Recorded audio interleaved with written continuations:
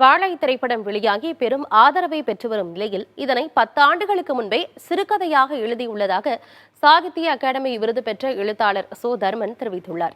இதுகுறித்து தனது முகநூல் பக்கத்தில் பதிவிட்டுள்ள அவர், சினிமாவுக்கு வந்ததால் வாழை கதை தற்போது கொண்டாடப்பட்டு வருவதாக தெரிவித்துள்ளார். 10 ஆண்டுகளுக்கு முன்பே இந்த கதையை எழுதியதை நினைத்து தற்போது மகிழ்ச்சி அடைவதாக குறிப்பிட்டுள்ள சோ தர்மன், வாழை தன்னை வாழ வைக்கவில்லை எனவும் உருக்கமாக பதிவிட்டுள்ளார். 1999ஆம் ஆண்டு ஸ்ரீவைகுண்டம் அருகே நடைபெற்ற லாரி விபத்தை மையமாக வைத்து வாழை திரைப்படத்தை இயக்குநர் மாரி செல்வராஜ் உருவாக்கியுள்ளார் என்பது குறிப்பிடத்தக்கது.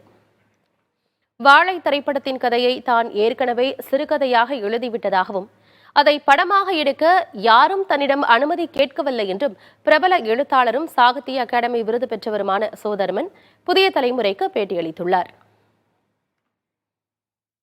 ஐயா வாழை படம் பாருங்கன்னு என்னையான்னு கேட்டேன். நான் இந்த மாதிரி உங்கள் சிறுகதை அப்படியே பயன்படுத்தியிருக்கிறாங்கன்னு சொன்னாங்க. நான் திரைப்படங்கள் ஒரு குறிப்பிட்ட படங்களை மட்டும்தான் பார்க்கக்கூடிய ஒரு ஆள்.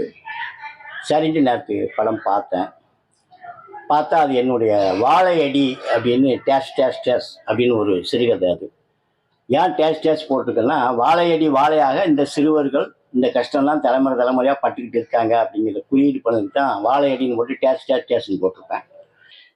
ஒரு பிரச்சனையை, ஒரு சம்பவத்தை அதை ஒரு வடிவமாக்கி இலக்கியமாக்கி சிறுகதையாக நாவல்களாக யார் ஒருவன் முதலிலே ஆக்கி அதுக்கு ஒரு அடையாளம் கொடுத்து ஒரு புத்தகமாக வெளியிட்டு அதனுடைய காப்பிரைட் உரிமையை வைத்திருக்கிறானோ அவனுக்கு தான் அந்த உரிமை முதல்ல செல்லும்.